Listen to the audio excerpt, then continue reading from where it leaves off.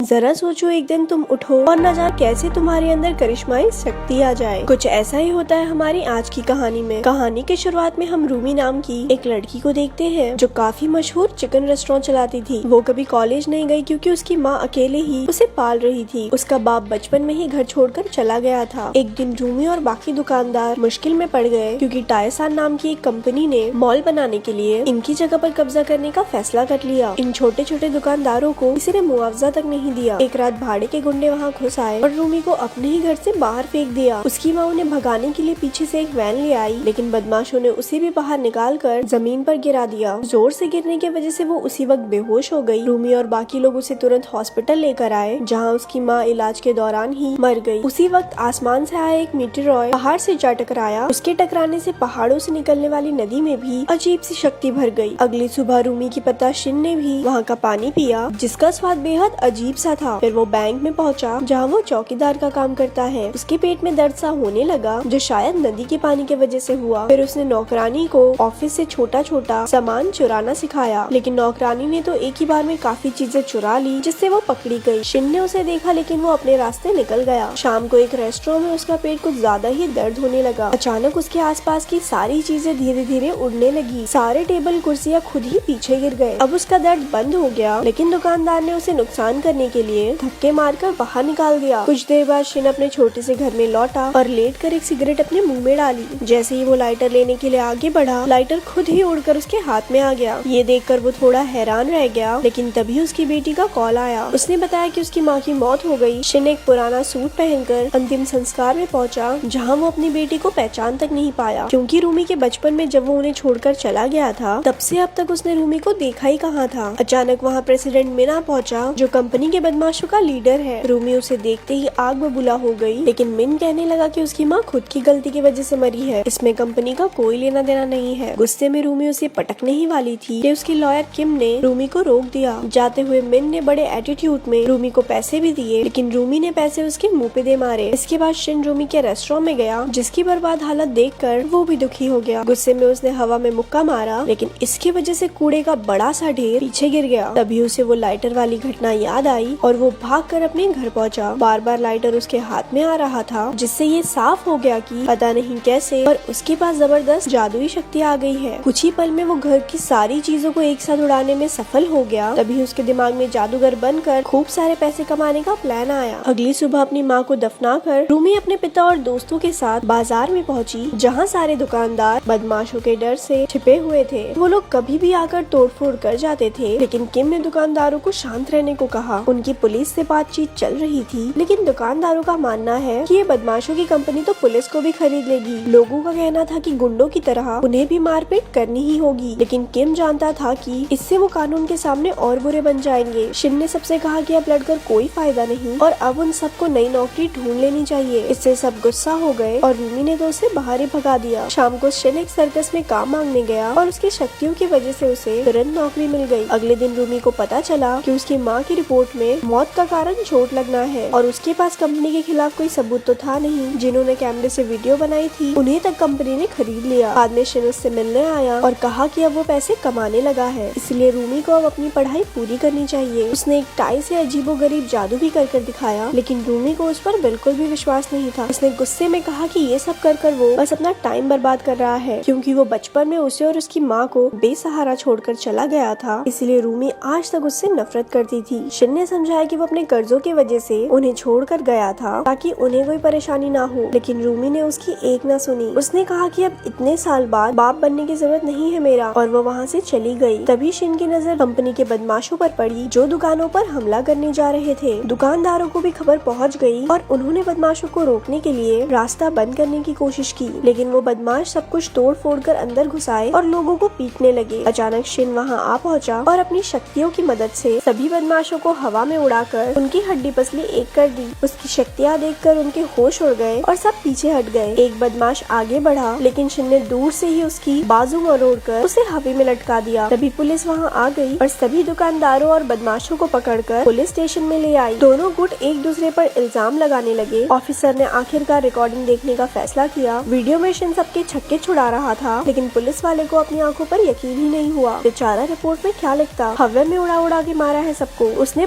परेशान होकर सबको घर वापस भेज दिया। सभी दुकानदार दुखी होने का नाटक करके बाहर आ गए, लेकिन असल में सभी बेहद खुश थे क्योंकि उन्होंने पहली बार बदमाशों को हराया था। लेकिन रूमी अभी भी अपने पिता से नाराज थी। बाद में शाम को बाजार के बाहर बैठे बदमाशों ने देखा कि कूड़ा अपने आप हवा में उड़ रहा है। जब उनकी खुद की कार भी हवा में उड़ने लगी तो सब डर के मारे वहाँ से भाग खड़े हुए। असल में शिन अपनी शक्तियों की मदद से तगड़ा बैरिकेड बना रहा था ताकि उसकी दुकानों तक कोई बदमाश ना पहुँच सके। जब किम ने उसकी शक्तियों के बारे में पूछा तो वो कहने लगा कि शायद ये शक्तियाँ उसकी पत्नी ने स्वर्ग से उसके लिए भेजी है। बाद में फिर किम ने रूमी को बताया कि उसके पिता बस उसकी सुरक्षा करना चाहते हैं, वो चाहे जैसे भी हो, लेकिन असलियत में वो उससे बहुत प्यार करते हैं। उधर बदमाशों ने जाकर अपने लीडर से कहा कि अब वो शिन का मुकाबला नहीं कर पाएंगे। अगले दिन रूमी ने आम लोगों से मदद मांगने के लिए वीडियोस बनाई और फिर अपने पिता के साथ भी बात करने के लिए राजी हो गई। उसे डर था कि इन शक्तियों के वजह से शिन के शरीर को कोई नुकसान न हो जाए। उधर बदमाशों का लीडर कंपनी की मालकिन से बात करने आया। मालकिन ने अपने गुंडों को बुलाकर लीडर को ही पिटवा दिया क्योंकि वो अभी तक जमीन खाली नहीं करवा पाया था, और वो खुद भी डर के मारे चीखने का नाटक करने लगी ताकि बाद में इल्जाम उस पर न आए। वो किसी भी हालत में शिन को अपने रास्ते से हटाना चाहती थी ताकि वो अपना मॉल बना सके। उसी शाम टीवी पर शिन की शक्तियों की खबर फैल गई और टीवी वालों ने उसे नॉर्थ कोरिया का जासूस कहकर लोगों के सामने पेश किया। 2 दिन बाद पुलिस वाले शिन को ले जाने आए क्योंकि बैंक ने उस पर चोरी का इल्जाम लगाया था। शिन उनके साथ चल तो पड़ा, लेकिन ऑफिसर्स ने बिना कोई कार्रवाई किए उसे बंदी बनाकर जेल में डाल दिया। उधर किम को पता चला कि कंपनी के किसी आदमी ने पैसों के बदले रूमी के माँ का खून का इल्जाम अपने सर ले लिया। इससे कंपनी सारे कानूनी मसलों से बाहर हो गई। ये सब मालकिन का ही प्लान था। उसने बदमाशों की नई कंपनी बनाकर कानूनी तरीके से जमीन हड़पने की तैयारी शुरू कर दी। उसने पुलिस से भी हाथ मिला लिया था और शिन को जेल में डलवा कर अब उसका रास्ता बिल्कुल साफ था। सारे बदमाश अपने लीडर के साथ कब्जा करने पहुंच गए। किम ने ये सारी खबर रूमी को दी और उसे वहाँ से भाग जाने को कहा, लेकिन रूमी आखिरी दम तक लड़ना चाहती थी। उधर मालकिन जेल में शिन से मिलने पहुंची। उसने ऑफर दिया कि अगर शिन उसकी कंपनी के लिए काम करने लगे तो वो उसे छुड़ा लेगी, नहीं तो वो उसे आम जनता की नजरों में देशद्रोही बनाकर ही छोड़ेगी। उधर पुलिस भी कंपनी के ऑर्डर्स पर बैरिकेड तोड़ने लगी, लेकिन रूमी और बाकी दुकानदारों ने छोटे बॉम्ब्स फोड़कर उन्हें रोक के रखा। लेकिन पुलिस ने तो जेसीबी की खुदाई चालू कर दी। सारे दुकानदार अपनी जान बचाकर भागे। रूमी ने देखा कि एक आदमी मलबे में फंसा हुआ था और वो उसे बचाने लगी। अभी अचानक से जबरदस्त धमाका हो गया। दोनों उड़कर साइड में आ गिरे और लोगों ने उनकी मदद की। आखिरकार पुलिस बाजार में घुस ही गई। रूमी बाकी दुकानदारों के साथ दरवाजे बंद रखने की पूरी कोशिश कर रही थी। उन्हें छत तक पहुंचना होगा, नहीं तो पुलिस उन्हें जरूर जेल में डाल देगी। उधर जेल में शिन ने अपनी शक्तियों से पुलिस वाले का फोन छीना और लड़ाई की खबर देखने लगा। वो एक बार फिर से अपनी बेटी को अकेला नहीं छोड़ सकता था, इसीलिए उसने अपनी हथकड़ियाँ तोड़ डाली और अपनी शक्ति से जेल की दीवार में बड़ा सा छेद कर दिया। वो धमाके से खिड़की के नीचे आ पहुंचा और सबसे पहले उसने उंगली घुमाकर मालकिन की कार तहस नहस कर दी। उसने धीरे धीरे उड़ना शुरू किया और कुछ ही देर में वो हवा से बातें करने लगा, लेकिन उसकी टक्कर एक बिल्डिंग से हो गई और सीधा नीचे आ गिरा। उसे एक बार फिर अपनी बेटी का ख्याल आया और वो क्रिश की तरह छलांग लगाकर आगे से आगे बढ़ता ही रहा। उधर रूमी और बाकी दुकानदार छत तक पहुंच गए, लेकिन एक आदमी सीढ़ियों से गिरकर लटक गया। पुलिस ने उस पर पानी फेंककर उसे गिराना चाहा, लेकिन शिन ने ऐन वक्त पर आकर उसकी जान बचा ली। एक बार फिर से लंबी छलांग लगाकर वो और लोगों को बचाने पहुंचा, लेकिन धुएं की वजह से वो पुलिस की क्रेन से जा टकराया और गलती से एक ऐसे कमरे में जा गिरा जहां बहुत सारे पुलिस वाले थे। वो सब एक साथ उस पर आ गिरे, लेकिन उसने अपनी शक्तियों से एक ही बार में सबको पीछे हटा दिया। शिन एक बार फिर अपने मिशन के लिए उड़ गया। उधर किम सबको सीढ़ियों से दूसरी छत तक पहुंचा रहा था, लेकिन रूमी लेट हो गई और पुलिस वालों ने उसे बंदी बना लिया। बाकी पुलिस वाले भी वहां पहुंच गए और दुकानदारों को बुरी तरह पीटने लगे। मौके पर पहुंचकर शिन ने एक ही बार में सबको उड़ाकर दूर फेंक दिया। हजारों पुलिस वाले मिलकर भी उसकी ताकत का मुकाबला न कर सके। उनसे निपटकर शिन ने अपनी शक्तियों से सभी दुकानदारों को एक साथ छतें पार करवा दी। अब वो अपनी बेटी को ढूंढने निकला, लेकिन वो एक क्रेन के डिब्बे में बंद थी जो नीचे गिरने ही वाला था। उसके दरवाजे से एक पुलिस वाला नीचे गिरने ही वाला था कि रूमी ने उसकी मदद की। तभी शिन ने वहाँ आकर अपनी ताकत से पूरा डिब्बा ही सुरक्षित छत तक पहुँचा दिया। इसी धमाके में रूमी नीचे गिर गई, लेकिन जमीन से टकराने से पहले शिन ने उसे बचा लिया। अपनी बेटी से एक आखिरी बार माफी मांगकर शिन ने खुद को पुलिस के हवाले कर दिया। पूरे 4 साल बाद वो जेल से रिहा हुआ और उसने देखा कि पुरानी दुकान की जगह कुछ भी नहीं था। कंपनी को बहुत घाटा हो गया था, इसीलिए कोई मॉल बना ही नहीं। फिर वो नए रेस्टोरेंट में गया जिसका नाम रूमी ने सुपर पावर चिकन रखा था। और ऐसी ये मूवी यहाँ खत्म हो गई। ऐसी और स्टोरी सुनने के लिए हमारे पेज को लाइक करें।